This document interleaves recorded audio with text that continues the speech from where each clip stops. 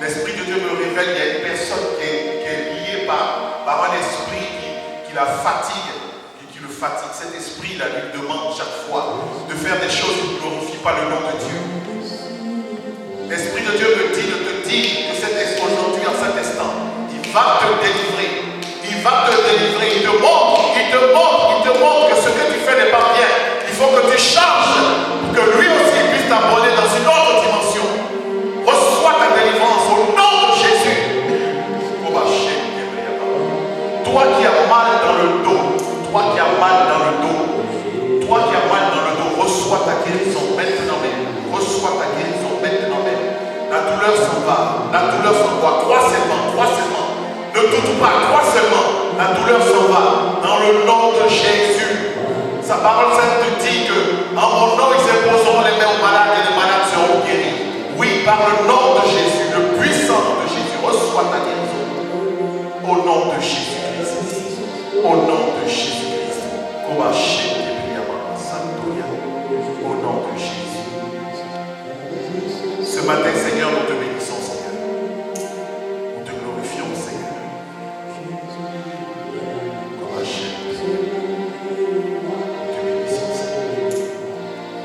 Le Seigneur va commencer à restaurer ta vie, la vie d'une personne qui a été décousue, la vie d'une personne qui a été défaite. Tout allait bien, mais maintenant tu t'es rendu compte que les choses ne vont plus comme avant. Les choses ne vont plus comme avant. Et tu te poses des questions. La parole de connaissance, l'Esprit de Dieu me dit de te dire qu'à partir d'aujourd'hui, il va commencer à te révéler ces choses qui ne vont pas. Pour que toi, tu puisses intercéder, tu puisses prier afin que l'Esprit te conduise véritablement. Alléluia.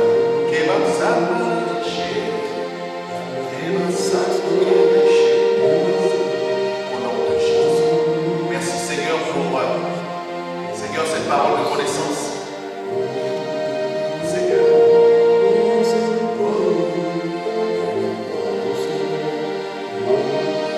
Alléluia.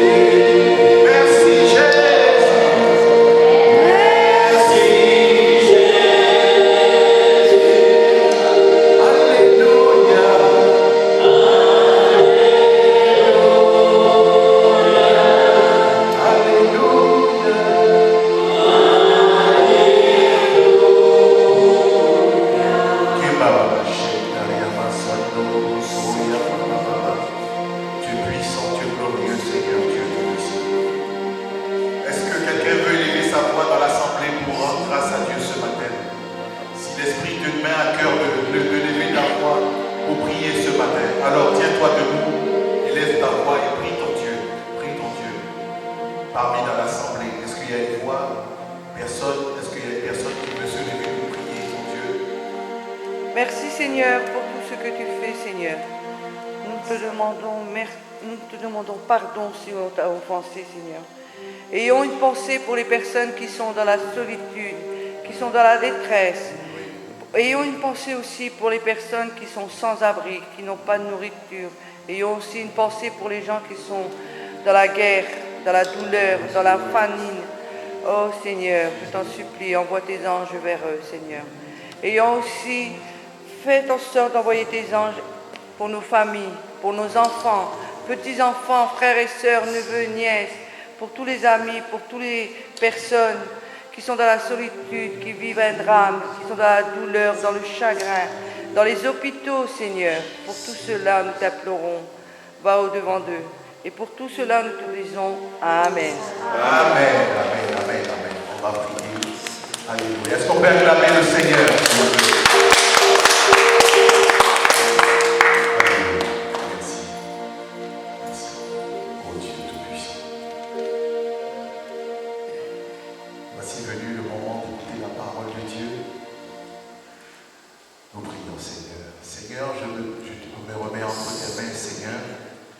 Touche ton peuple ce matin. Permets, Seigneur, que ta puissance se manifeste. Seigneur, utilise-moi, Seigneur, comme un vase d'honneur, propre à toute bonne œuvre. Je me retire, Seigneur, je laisse la place à ton esprit. Parle à ton peuple ce matin, par la puissance. Que ce message fasse du bien à tout un chacun de nous. Que nous sortions d'ici transformés par la puissance, cette nourriture spirituelle.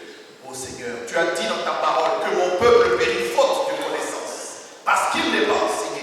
Nous avons besoin d'enseignement, Seigneur, pour connaître ta parole, pour savoir qui nous sommes en Christ, Seigneur. Nous te bénissons au nom de Jésus-Christ. Amen. Amen. Amen. Amen. Amen. Alléluia. Gloire à Dieu. Bien-aimé dans le Seigneur, que la paix du Christ soit avec toi ce matin. Oui, que la paix de Christ soit avec toi. Ce matin, le Seigneur m'a mis un message. Aujourd'hui, vous savez, bien aimés, il n'y a pas de message plus important que de prêcher Christ. Vous avez déjà été dans des églises, vous avez écouté la parole de Dieu, on vous a parlé de Dieu, on vous a parlé de la manifestation, ils ont pris des exemples dans l'Ancien Testament, dans le Nouveau Testament. Mais moi, Dieu m'a parlé. Il m'a dit, mon serviteur prêche la parole, parle de Jésus-Christ à partir de la nouvelle alliance, l'Église de Christ. Car personne ne peut poser un autre fondement que celui qui a été posé, à savoir Jésus-Christ.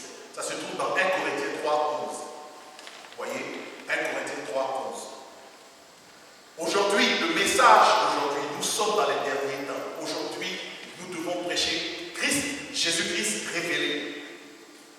Répète après moi, Christ révélé. Nous devons prêcher Jésus-Christ. Cela est très important. 1 Corinthiens chapitre 3, verset 11. 1 Corinthiens dans le Nouveau Testament, toujours dans le Nouveau Testament. 1 Corinthiens chapitre 3, verset 11. Que nous dit la parole de Dieu, la parole sainte? Car personne ne peut poser un autre fondement que celui qui a été posé, à savoir Jésus-Christ. Amen. Alléluia. Levez la tête 2 minutes, regardez-moi. Alléluia. Amen. Personne ne peut vous dire aujourd'hui, si quelqu'un vient vous dire, non, ma soeur, mon frère, il y a un homme qui est là-bas qui vient. Regardez-le comme ça, mettez le nez comme ça, regardez-le bien. Dites-lui que tu es un menteur. Il n'y a que Jésus-Christ qui a posé les fondements. Amen. Amen. La base du christianisme, c'est Jésus-Christ. Il n'y a pas un, il n'y a pas deux, il n'y a pas la Vierge Marie, Saint Paul. Non!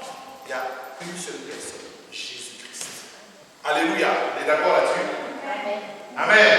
Il y a Jésus-Christ, une seule personne. Christ révélé. Christ, Jésus. Il est important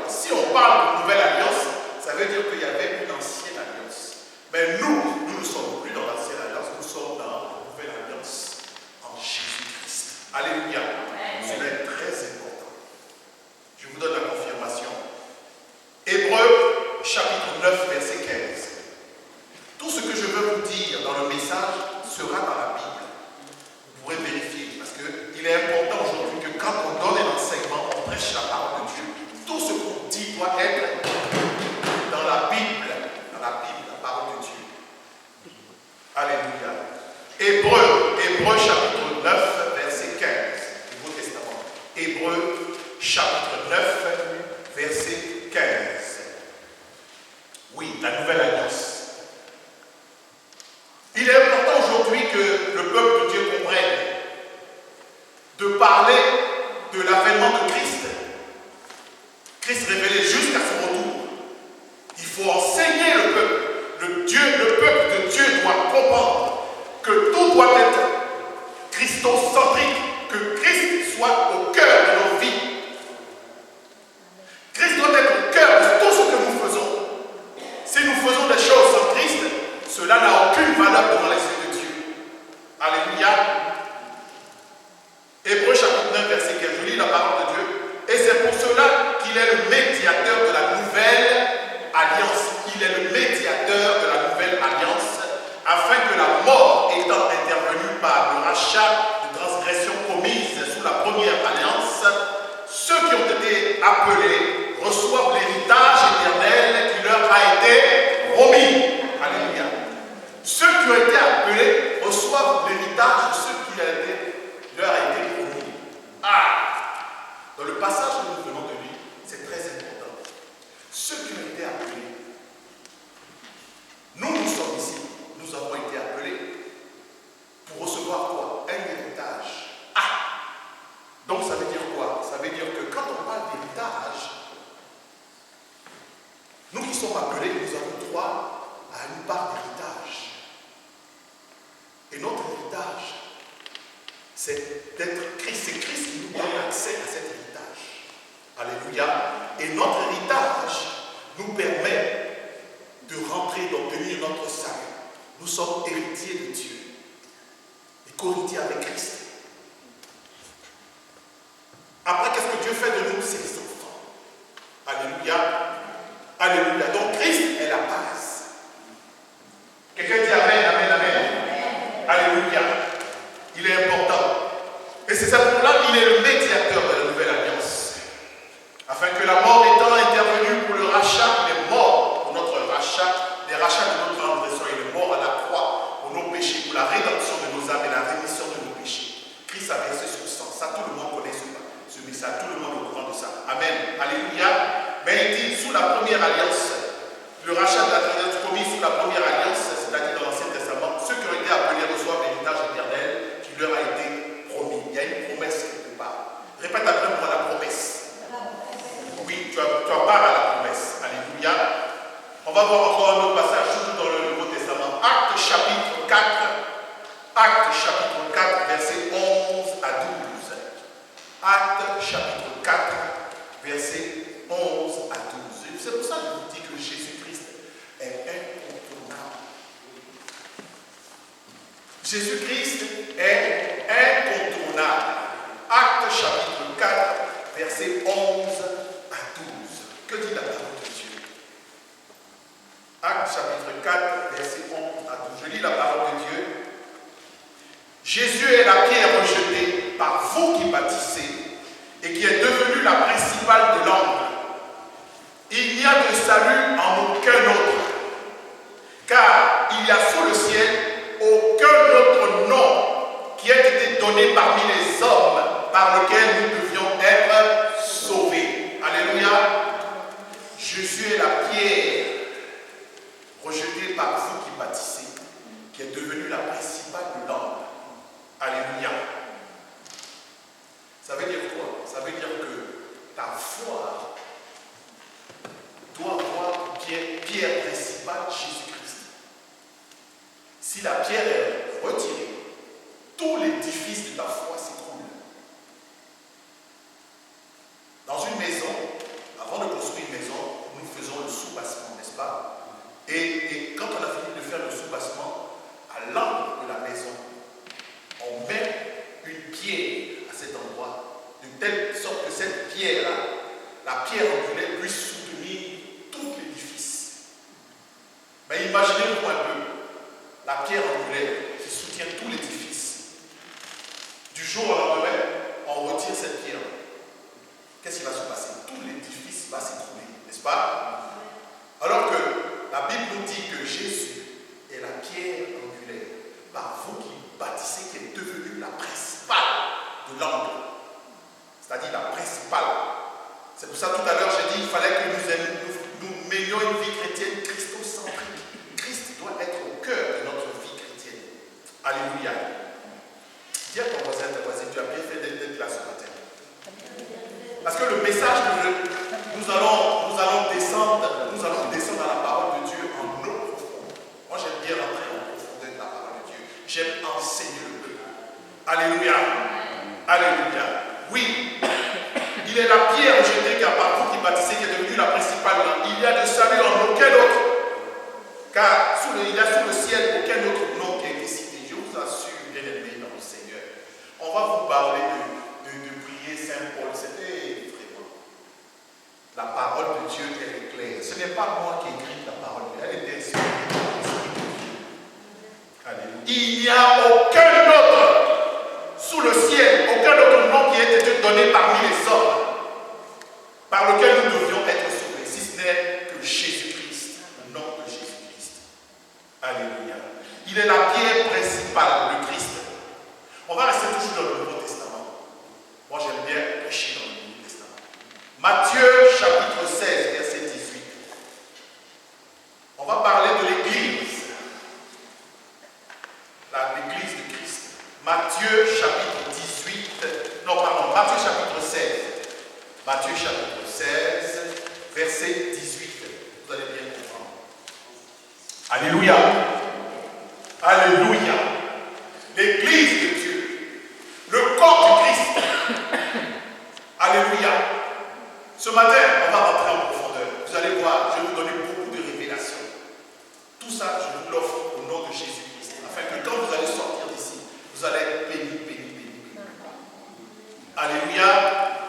Matthieu chapitre 16, verset 18. Je lis la parole de Dieu. Et moi, je te dis que tu es pierre. Et que sur cette pierre, je bâtirai mon église. Et que les portes du séjour des morts ne prévaudront point contre elle. Alléluia. Tu es pierre. Et que sur cette pierre, je bâtirai mon église. L'église de Jésus. Et les portes du séjour de la mort ne prévaudront point contre elle. Alléluia.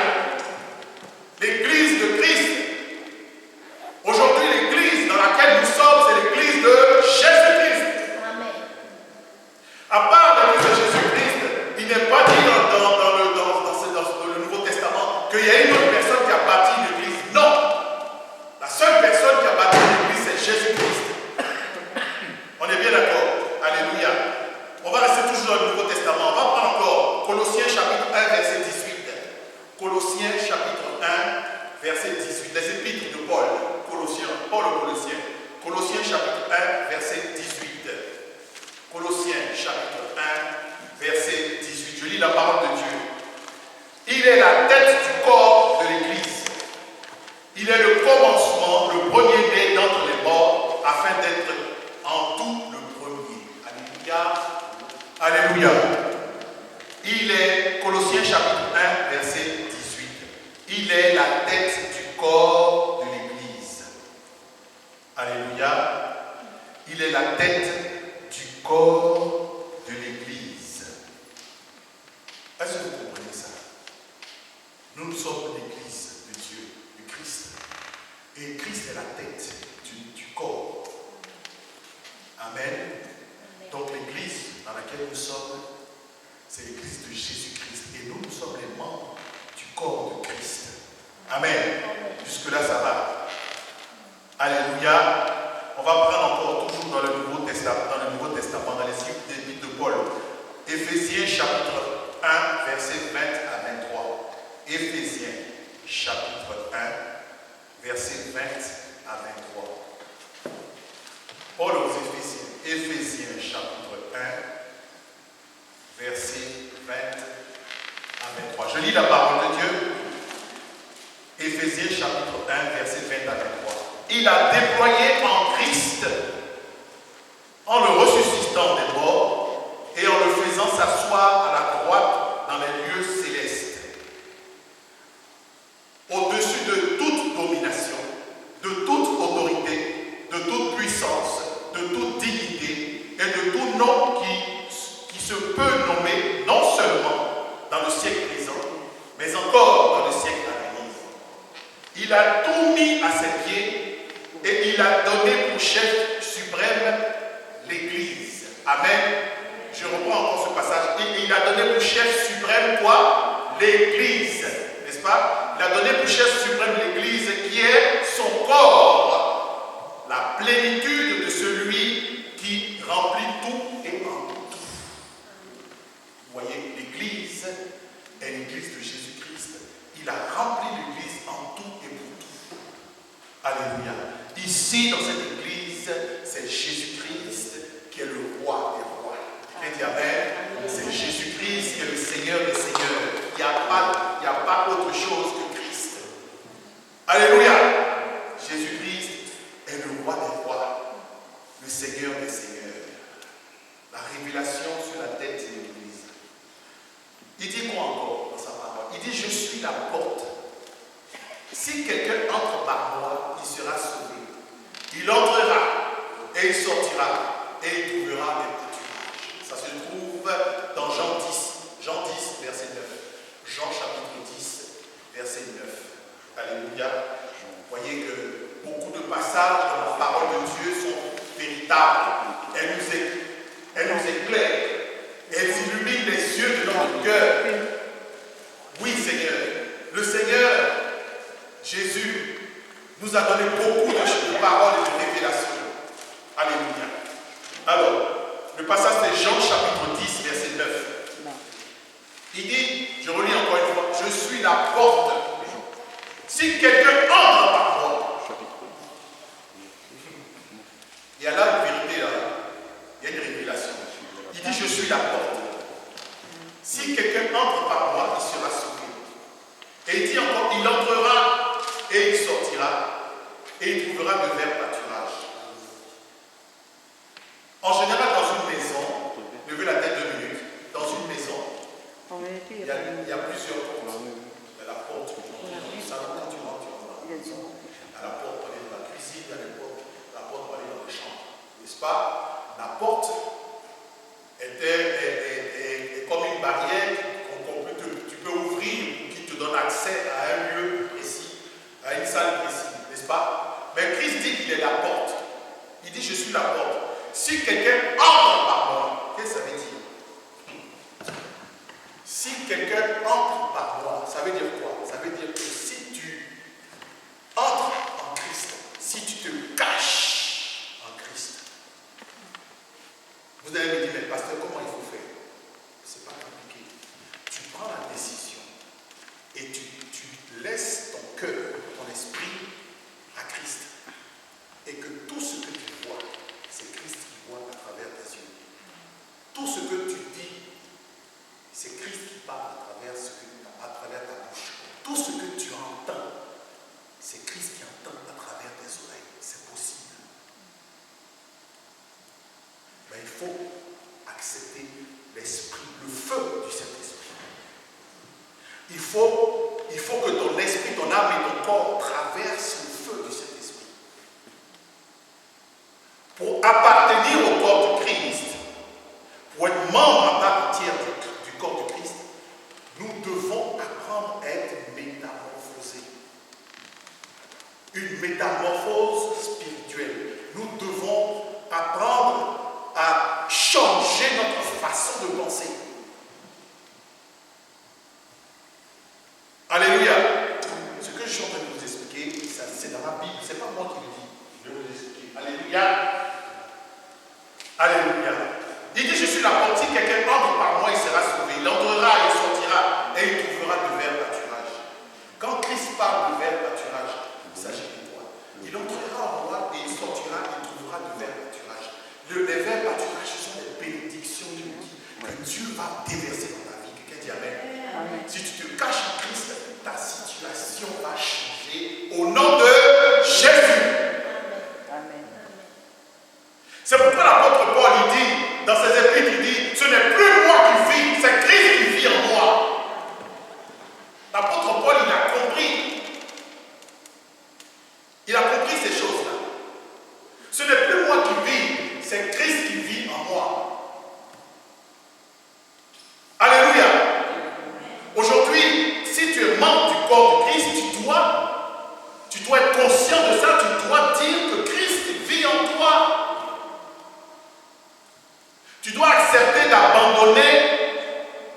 fardeau à la croix et de suivre Jésus.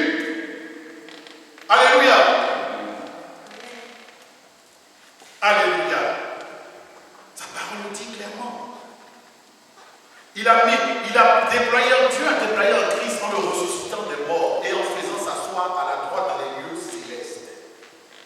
C'est dans Éphésiens chapitre 1, verset 20 à 23.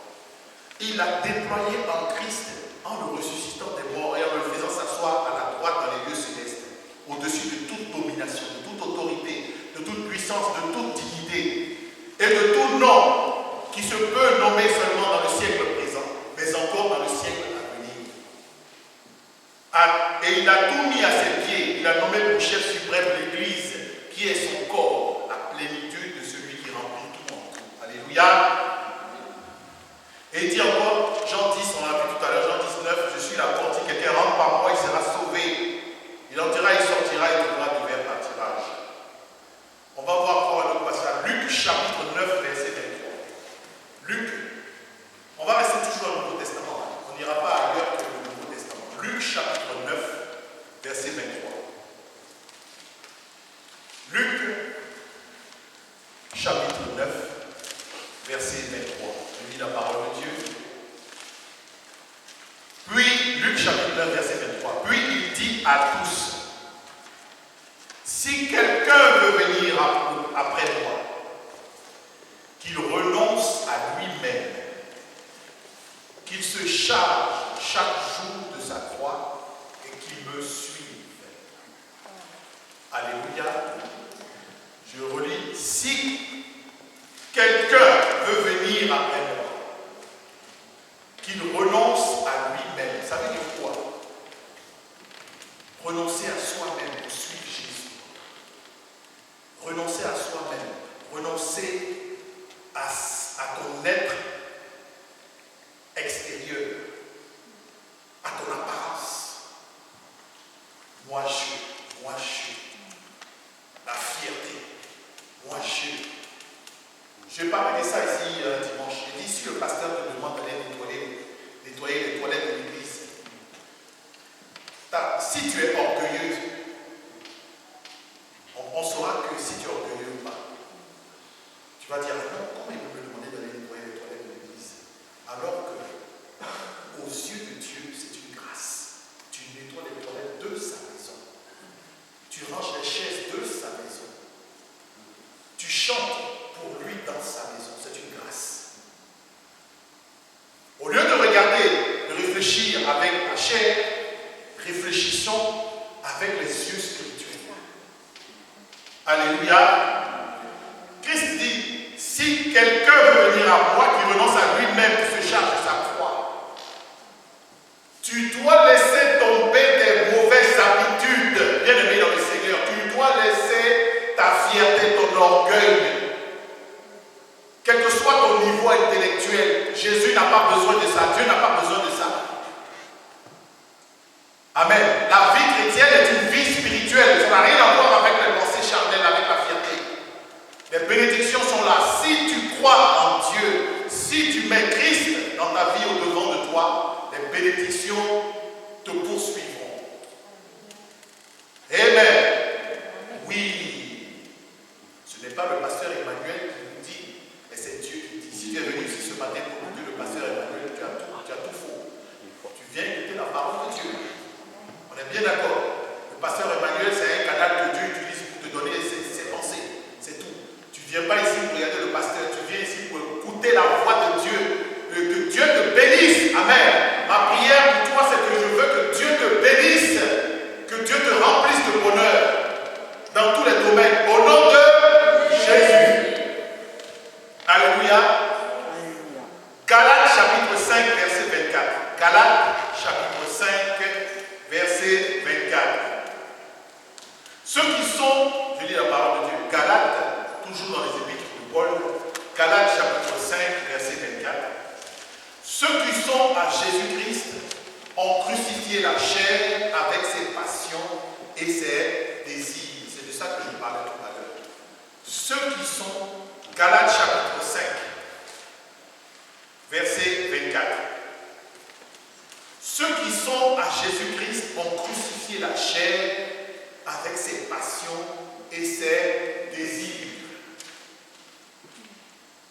Vous voyez, nos passions et nos désirs, nous devons les crucifier. Je ne dis pas qu'aujourd'hui, il faut se priver de tout. Non, je ne dis pas ça. Nous avons besoin de sortir, nous avons besoin de voir la famille, des amis, nous avons besoin de faire des loisirs. Mais, quand il s'agit de Jésus-Christ, quand le moment est venu de fléchir les genoux pour entrer dans la présence de Jésus, que cela soit la priorité des priorités. Alléluia. Respectons Dieu. Et Dieu aussi nous respectera, il va nous bénir. C'est un principe divin. Celui qui respecte les ordres, c'est les commandements de Dieu.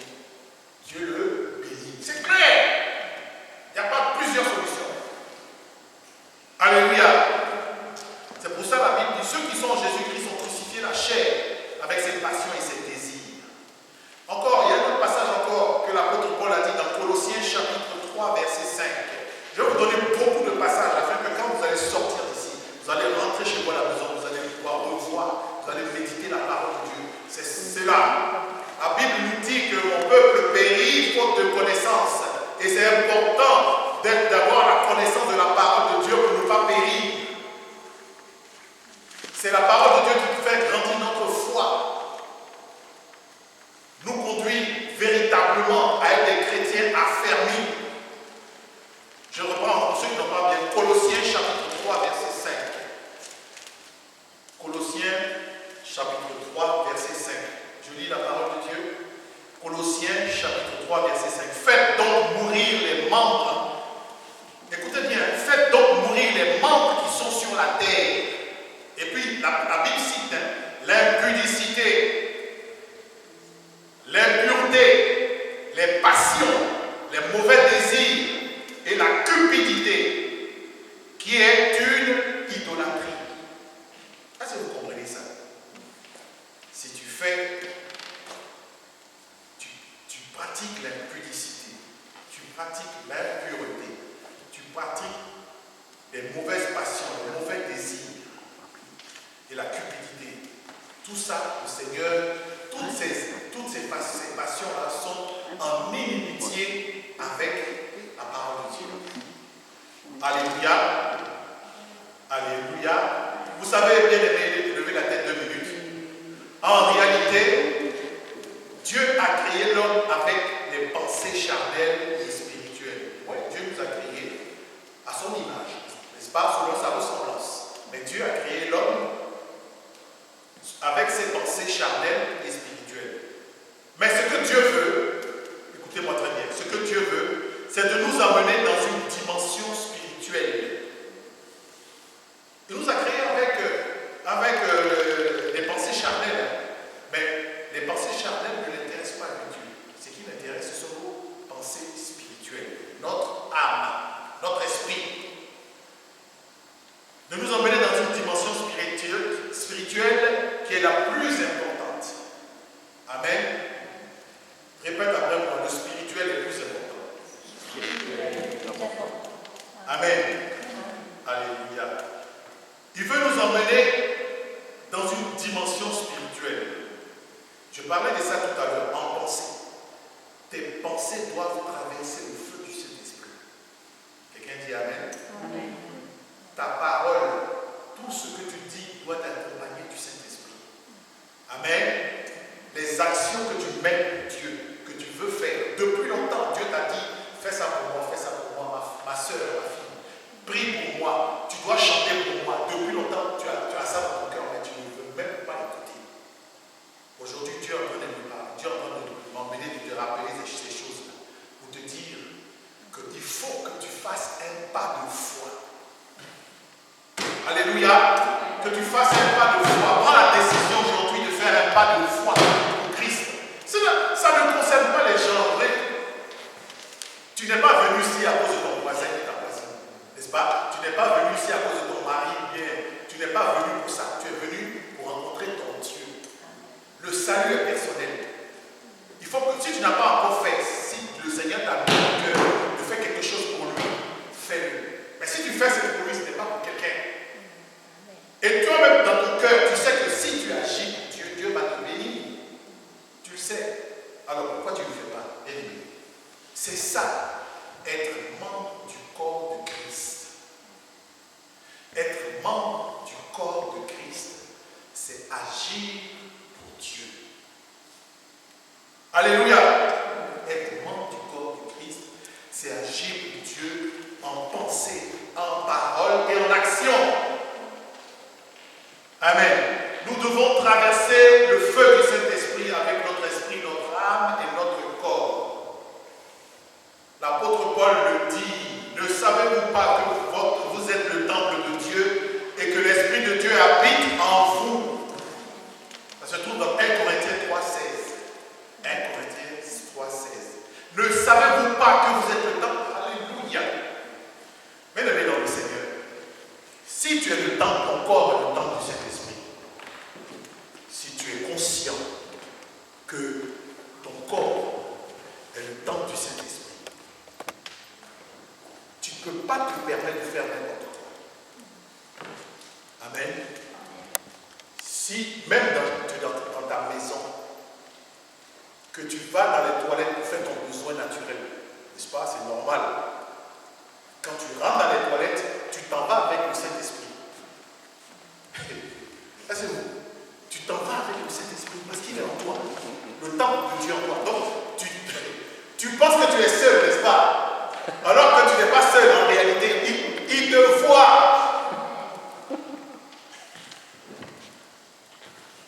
Quand tu vas dans les lieux impurs, il y a beaucoup de chrétiens qui ont une double vie. C'est-à-dire, le dimanche, je le vois, il est à l'église.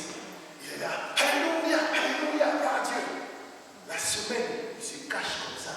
Et puis il s'en va dans des coins bizarres. Il croit qu'on ne le voit pas. Je suis bien aimé. Je parle pour nous tous. Dieu, si tu sais que Dieu habite en toi. Et en plus, ces gens-là, quand ils ont fini de faire leurs mauvaises choses, il y a une parole qui leur conscience est en train de les condamner. Pourquoi tu as fait ça? Tu vois, c'est pas bien, c'est pas bien. Tu vois, ils regrettent d'avoir fait ça. Mais au début, il était pressé à faire commettre le péché. Et après avoir commis le péché, il y a une voix qui lui dit, mais tu as mal fait, c'est pas bien. Donc il est là, il a honte, il est confus. Il est là. Alors pour ne pas être confus, dis à ton voisin, respecte le Saint-Esprit. Alléluia, respecte le Saint-Esprit. Dieu nous voit. C'est lui qui nous a créés. Alléluia. Donc nous sommes membres du corps de Christ. D'accord? Dans le corps de Christ, Christ est à la tête. Écoutez-moi très bien, c'est une révélation. Dans le corps de Christ, j'ai déjà parlé ici. Christ est à la tête, n'est-ce pas? Et nous sommes membres du corps de Christ. Dans le corps de Christ, il y a les pieds, il y a les bras, n'est-ce pas? Nous aussi, appartenons aux éléments du corps de Christ. Nous savons que, comme Christ est à la tête doit avoir la même nature que le corps, n'est-ce pas? On est bien d'accord? Si la tête est complètement homme, et le corps aussi est complètement homme, n'est-ce pas? Mais si la tête est complètement Dieu, et le corps, il est Dieu, n'est-ce pas? Donc, nous qui sommes les membres du corps du Christ, c'est une révélation, nous avons une part de divinité en nous. Et cette part de divinité-là, c'est le Saint-Esprit qui est en nous, qui nous rappelle en tout temps qu'il est dans nous, qu'il est à l'intérieur de nous. Il nous parle. Il nous parle, mais quelquefois nous sommes têtus. C'est vrai, nous sommes têtus. Nous n'écoutons pas la voix de l'Esprit de Dieu. Nous avons le Saint-Esprit au dedans de nous. Alléluia. Même l'apôtre Paul nous a parlé de ces choses-là. Comprenez? Ce n'est plus moi qui vis, c'est Christ qui vit en moi. Nous sommes membres du corps de Christ. Et dis à ton voisin, dis-lui, tu n'es pas n'importe qui. Dis-lui, tu n'es pas Tu n'es pas n'importe qui. Alléluia. Il faut que quand tu marches dans la rue, à partir d'aujourd'hui, quand tu marches dans la rue, tu dois marcher la tête haute. Fier. Les enfants de Dieu doivent être fiers. Les filles de Dieu, les femmes de Dieu doivent être fiers. Jésus, marcher fier. Ne pas avoir honte de parler de Christ. Vous ne voyez pas nos voisins, les Mahométans, comment ils sont fiers? Ils mettent la musique partout, ils explosent. Et nous, les chrétiens, nous qui avons la vérité, on est comme ça. Moi-même, je suis dans mon coin, je suis bien. Moi-même. Non, c'est pas ce que Dieu nous demande. Dieu nous demande d'être fiers. Lève la tête. Je suis en Christ. C'est Christ qui vit dans moi. Quelles que soient les épreuves que nous traversons, quelles que soient les difficultés que nous traversons, qu'est-ce que Jésus ne peut pas faire pour nous délivrer? Qu'est-ce que Jésus ne peut pas faire pour nous sauver? Qu'est-ce qu'il ne peut pas faire? Tout ce qu'il nous demande, c'est de faire un effort, de faire un pas de foi. Alléluia. C'est tout ce qu'il nous demande, de faire un pas de foi. Fais le pas de foi et lui, il va faire le reste. Amen. Amen, amen. Alléluia. Gloire à Dieu. Faisons le pas de foi et nous serons bénis de Dieu. Alléluia. Amen. C'est ce que je disais, la tête a la même nature que le corps, les désirs de Jésus. Écoutez, il y a un passage de la Bible, on va lire Matthieu. Il y a une révélation. Matthieu chapitre 8, verset 20. Matthieu chapitre 8, verset 20. Matthieu chapitre 8, verset 20. Alléluia. Jésus n'était pas, beaucoup de gens pensaient que Jésus était un prophète. Jésus n'est pas un prophète. Il est loin d'être un prophète. Il est plus qu'un prophète. Comment on peut dire que Dieu est un prophète? Dieu n'est pas un prophète. Jésus vient de Dieu. Jésus ne peut pas être un prophète. Si Jésus est Dieu sur la terre, l'incarnation de Dieu sur la terre, comment on peut, des gens nous disent que Jésus est un prophète? C'est pas un prophète. Vous voyez un peu les gens comment ils confondent les choses.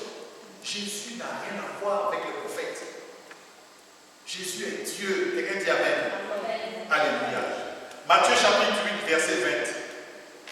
Jésus lui répondit, les renards ont des tanières, les oiseaux du ciel ont des nids, mais le Fils de l'homme n'a pas d'endroit pour reposer sa tête.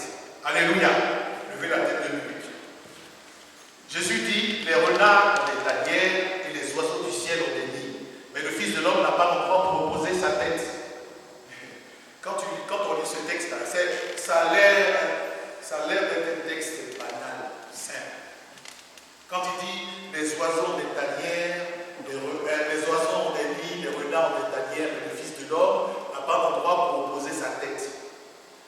Quand tu écoutes ce passage, tu te dis oui, que Jésus n'a pas de maison, qu'il vivote, il va par-ci, par-là, Mais nous savons très bien que quand Jésus allait en Béthanie, chez Marthe et Martine, il allait souper là, chez Marthe et Martine. Et Marie, Marthe et Marie. Martine et Marie, c'est bon, merci. Marthe et Marie. Il allait souper en Béthanie, n'est-ce pas? N'est-ce pas? Donc, dire qu'il n'avait pas d'endroit pour reposer sa tête, c'est quand même étonnant. Comment le grand Jésus, qui guérissait les malades, qui faisait du bien au peuple, n'avait pas d'endroit pour reposer sa tête? Ce que Jésus en réalité voulait nous dire, en fait, dans le corps du Christ, Jésus a besoin des hommes et des femmes zélés pour lui, prêtes à donner leur vie pour Christ, prêtes à le servir, sur lesquels il aura besoin de reposer sa tête dans le corps du Christ. Voilà la vérité, la révélation. Quelqu'un dit Amen? Amen. Voilà la révélation. Jésus a besoin de toi, mon frère. Il a besoin de toi, ma soeur, pour reposer sa tête sur le corps du Christ, afin que lui, Jésus, il laisse ses serviteurs et ses servantes travailler pour l'œuvre de Dieu. Amen. pécheurs sur qui je n'ai pas d'endroit où poser ma tête. Que le Saint-Esprit te transforme à un endroit où Christ repose sa tête. Quelqu'un dit Amen. Au nom de Jésus. Alléluia. Alléluia. Merci ma soeur pour Marthe et Marie. Parce qu'au moins ça prouve que tu suis la parole de Dieu. C'est bien. Alléluia. Il dit encore, dans un autre passage, Matthieu chapitre 8, verset 21 à 22. Matthieu chapitre 8, verset 21 à 22. Alléluia. Matthieu chapitre 8, verset 21 à 22. Je lis la parole de Dieu. Un autre d'entre les disciples lui dit, Seigneur, permets-moi d'aller d'abord ensevelir mon Père. Mais Jésus lui dit, suis-moi et laisse les morts ensevelir leurs morts. Ce passage-là est dur. Il est très dur. Il est très dur. Il dit à Jésus, Seigneur, je veux te suivre, mais laisse-moi aller enterrer mon Père qui est malade. Donc c'est un disciple qui est en deuil. Il dit, Seigneur, laisse-moi aller enterrer mon Père et puis après je vais venir. C'est normal, tu as perdu quelqu'un. Et puis en plus c'est ton Père quand même. Avant de suivre le Seigneur, dans tes pensées, c'est logique que tu ailles enterrer ton Père et puis après. Mais Jésus lui dit, non.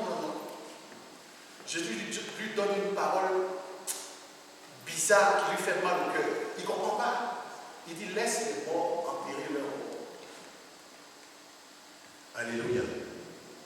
En réalité, qu'est-ce que Jésus voulait dire? C'est une révélation. Tous nos désirs, toutes nos relations familiales, toutes nos priorités ici-bas n'ont aucune valeur devant le service de Dieu. Ne sont pas plus importantes que le service de Dieu. Je vais aller plus loin. Toi, en tant que femme, Dieu, tu dois aimer Dieu plus que ton mari si tu es un mari.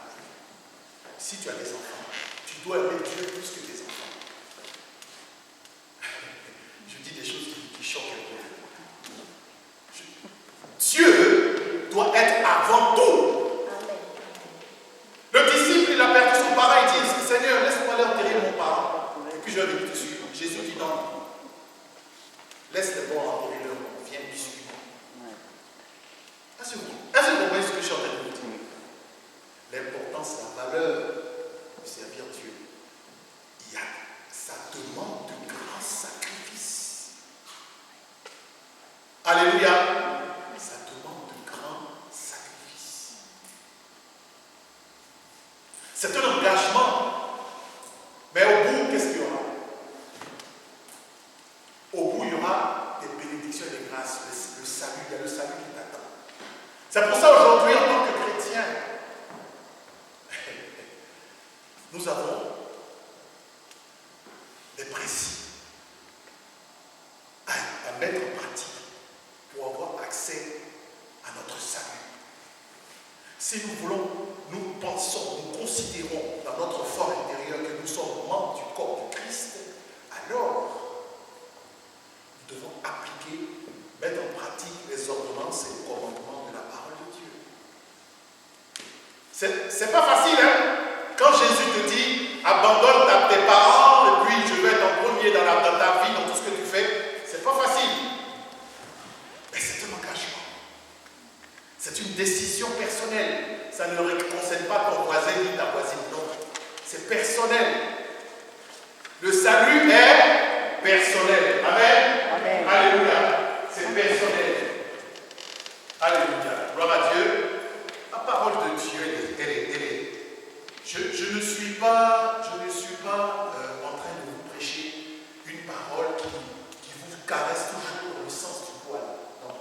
Il faut de temps en temps que le poil soit retourné dans le sens contraire et que vous puissiez comprendre aussi. Quelles sont les réalités dans lesquelles nous sommes en étant des chrétiens? Alléluia. Alléluia. Il dit dans Lévitique chapitre 18, verset 4 à 5. C'est dans l'Ancien Testament. Lévitique, je lis la parole de Dieu. Lévitique 18, verset 4 à 5, il dit, vous pratiquerez mes ordonnances et vous observerez mes lois. Vous les suivrez et je suis l'Éternel votre Dieu. Vous observerez mes lois et mes ordonnances. Il dit, l'homme qui les mettra en pratique vivra par elles. Je suis l'Éternel. Lévitique chapitre 18, verset 4 à 5. Lévitique chapitre 18, verset 4 à 5.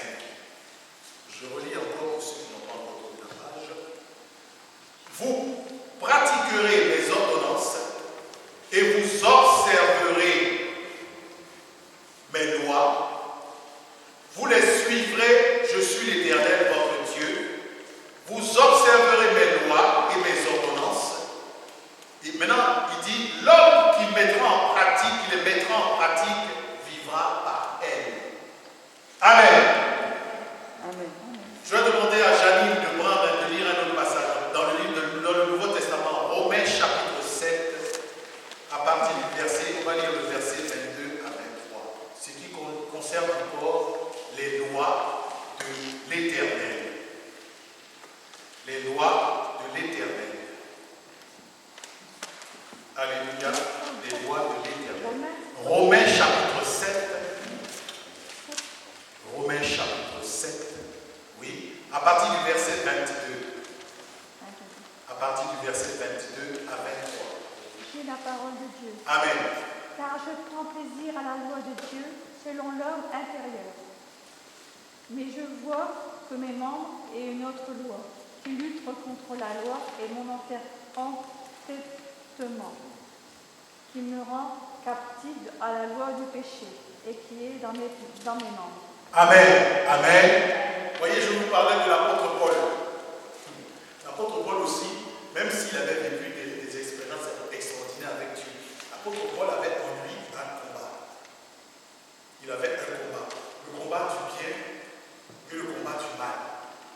Oui, lui, le grand Paul, il dit quoi? Il dit, je prends plaisir, je lis la parole de Dieu, il dit, je prends plaisir à la loi de Dieu. N'est-ce pas? Je prends plaisir à la loi de Dieu selon l'homme intérieur. C'est-à-dire, dans son intérieur, il prend plaisir dans la loi de Dieu. Il dit, mais je vois dans mes membres une autre loi. Maintenant, dans son corps. Je vois dans mes membres une autre loi qui lutte contre la loi de mon entendement. Je vois une autre loi qui lutte contre la loi de mon entendement. Et qui me rend captif de la loi du péché qui est dans mes membres. Amen. Amen. Levez la tête 2 minutes. De quoi l'apôtre Paul parle? Il parle de ce que le chrétien vit en général. Nous avons une opposition dans notre intérieur.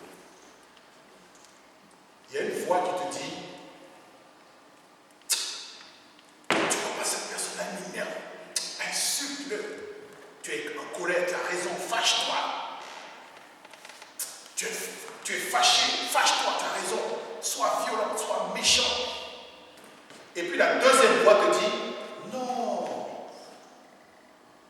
ne te fâche pas. Mon enfant, ma fille, tu es spirituel. Je t'aime. N'écoute pas la première fois. Tu es un enfant de Dieu. Parle avec amour. Voyez, donc au-dedans de lui, l'apôtre Paul dit, il y a une loi dans mon intérieur que j'aime. Mais je me rends compte qu'il y a une deuxième loi qui est en opposition avec la première loi. Je prends un exemple. Je l'ai vécu. J'ai déjà expliqué ça ici. Autrefois, quand c'était au début de ma vie chrétienne, je suis monté dans le bus. Vous savez, les jeunes, là, ils montent dans le bus, là. Ils marchent. Il y a un jeune qui a marché sur les pieds. Avec le basket, là, il a marché dans la boue, là-bas. Moi, mes jolies chaussures, là, il avait ciré ça. Il vient, il marche. J'ai remonté comme ça, il y a la boue dessus, tout ça. Et puis, il ne s'occupe même pas de moi, ça. Et puis, ça s'arrête devant ma Bible, le gars, il rigole. Il y a une voix qui me dit, mais lève-toi et puis donne-lui une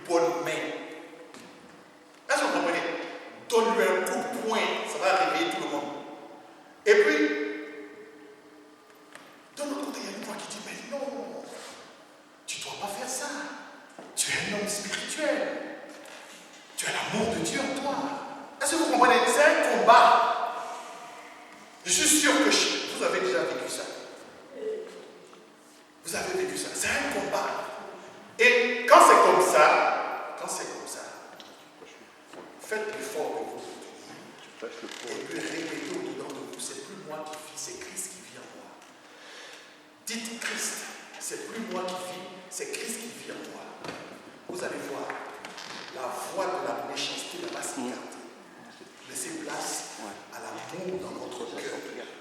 Et quand cette voix d'amour est passée dans ma mémoire, dans mes pensées, j'ai regardé le géant et puis je me souris. J'ai relevé ma tête. Et puis, j'ai tourné ma tête ailleurs. Vous voyez, l'amour de Dieu, l'amour est plus fort que tout. Dis à ton voisin, l'amour est plus fort que tout. Alléluia. L'amour est plus fort que tout. Amen. Amen. Oui. Il faut prendre plaisir à la parole de Dieu qui est amour. Le corps du Christ, est-ce que vous comprenez? Le corps du Christ fait partie du peuple de Dieu. Nous avons l'héritage de Dieu. Nous avons les promesses messianiques. Voilà. Là, on commence à rentrer en profondeur. Nous avons les promesses messianiques. Nous bénéficions maintenant des chants et des réjouissances. Nous avons bénéficié de l'adoption. Nous sommes devenus enfants de Dieu. Ce sont les promesses messianiques. Les promesses messianiques, ce sont les chants. Aujourd'hui, tu as le droit de louer ton Dieu, même quand tu es couché comme ça dans ton lit. Seigneur, notre Dieu, tu es glorieux. Tu as le droit de chanter dans les toilettes. Même quand tu marches dans la rue, même quand tu éternues, Jésus, tu as le droit de dire Jésus. Dans ta Bible, tu as le droit de laisser ta photo, parce qu'il y a des chrétiens qui aiment laisser leur photo dans la Bible. Les photos dans la Bible. Même la Bible, ta Bible a le droit de tomber par terre, tu ramasses. Tout ça là, c'est rien du tout. Alléluia. Toutes ces grâces-là, Dieu te les a données. Toi qui étais greffé autrefois sur l'olivier sauvage. Est-ce que vous comprenez? Toi qui étais dans le monde, toi qui pratiquais des choses abominables, aujourd'hui tu es en Christ. C'est-à-dire, tu as été coupé de l'olivier sauvage, tu as été greffé sur l'olivier franc. Tu as été assemblé aux Juifs qui croient en Jésus. Tu es à part entière membre du corps de Christ. Tu as le droit au chant, aux fêtes et aux réjouissances. Je vais même parler de la Pâque. Autrefois, quand tu étais païen, tu n'avais pas le droit de fêter la Pâque. Tu n'avais pas le droit de fêter la Pâque. C'était réservé à Israël seul. Mais aujourd'hui, avec la mort de Christ, Dieu t'a donné la possibilité de fêter la Pâque. Tendre la main vers l'agneau pascal. Alléluia. Gloire à Dieu. Gloire à Dieu. Alléluia. Nous faisons partie. Il dit, on va voir encore un passage. Romains chapitre 9. Romains chapitre 9, verset 1 à 4. Romains chapitre 9, verset 1 à 4. Je vais demander à la sœur si elle a trouvé le lire. Romains chapitre 9, verset 1 à 4. Amen. Oui. Oui. Oui. Oui. J'éprouve, oui, continue.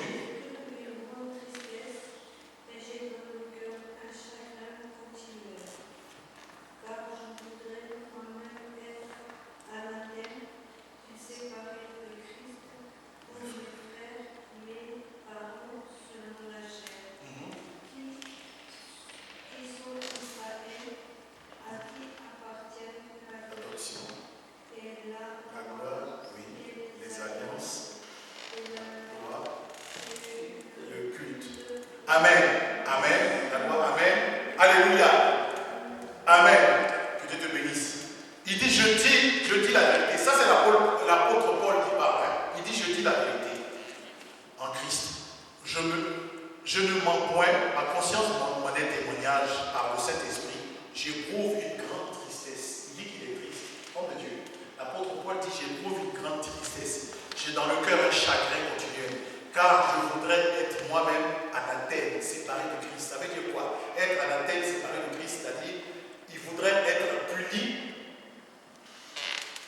pour laisser la faveur à ses frères qui sont juifs, israélites comme lui. Il dit, je voudrais être anathème, séparé de Christ pour mes frères, c'est-à-dire, il parle des juifs, mes parents, selon la chair, qui sont israélites. Je voudrais, moi l'apôtre Paul, j'ai tellement mal au cœur que je voudrais être puni pour que Dieu puisse pardonner mes frères et sœurs, ceux qui ne croient pas en Jésus-Christ. Parce qu'il y a des juifs qui ne croient pas en Jésus. Est-ce que vous savez ça?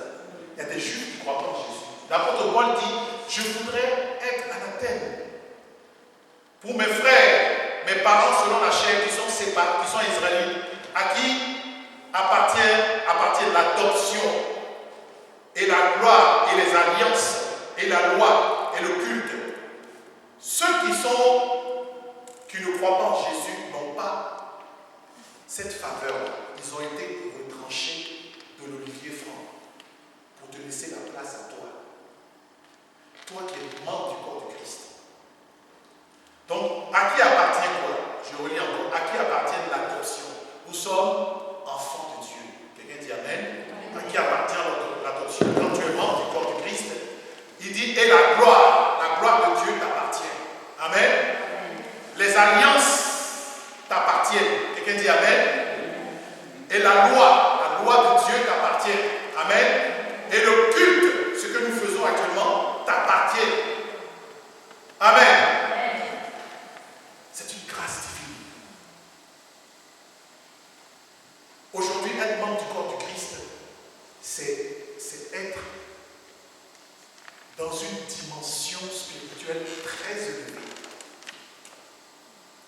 Mais avant d'être membre du corps du Christ à part entière, quand je dis nous devons mettre en pratique les ordonnances et les commandements, ça veut dire quoi? Ça veut dire que nous devons nous mettre en conformité avec la parole de Dieu. Amen. On va lire un dernier passage. Éphésiens chapitre 2, verset 12 à 13. Éphésiens, dans le Nouveau Testament. Éphésiens chapitre 2, verset 12 à 13. Éphésiens chapitre 2, verset 12 à 13. Je vais demander à la sœur Dolores si elle a trouvé de lire la parole de Dieu. Éphésiens chapitre 2, verset 12 à 13.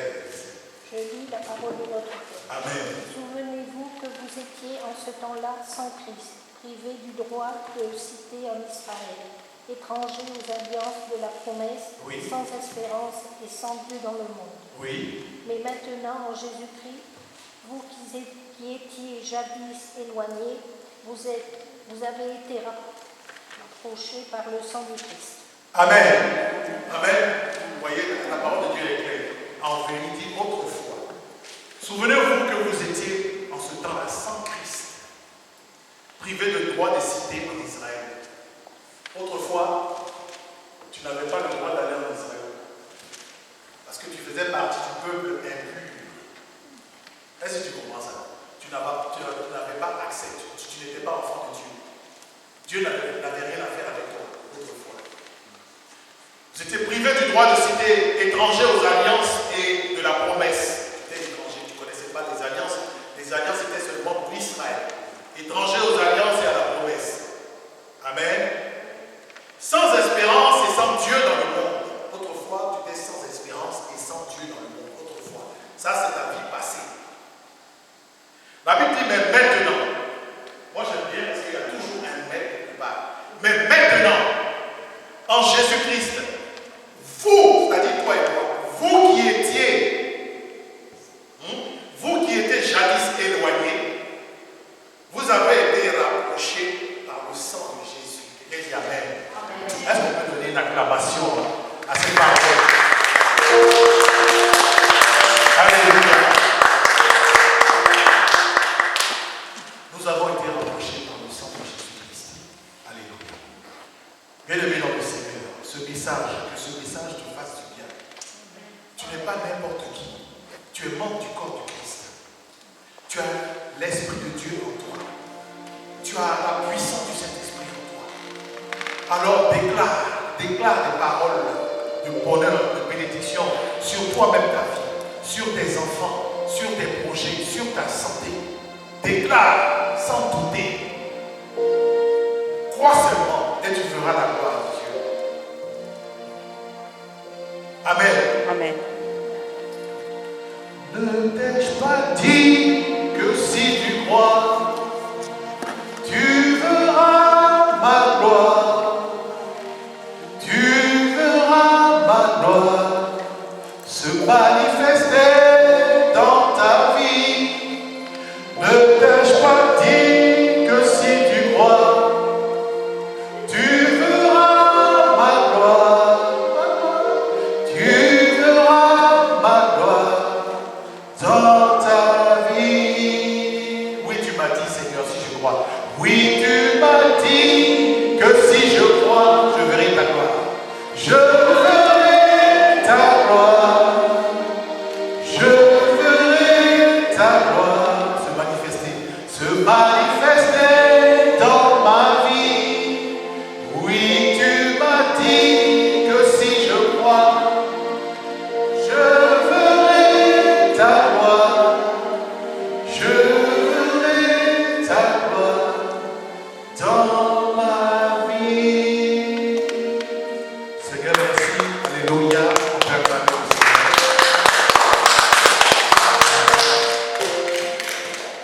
Père éternel, merci pour cette parole, Seigneur.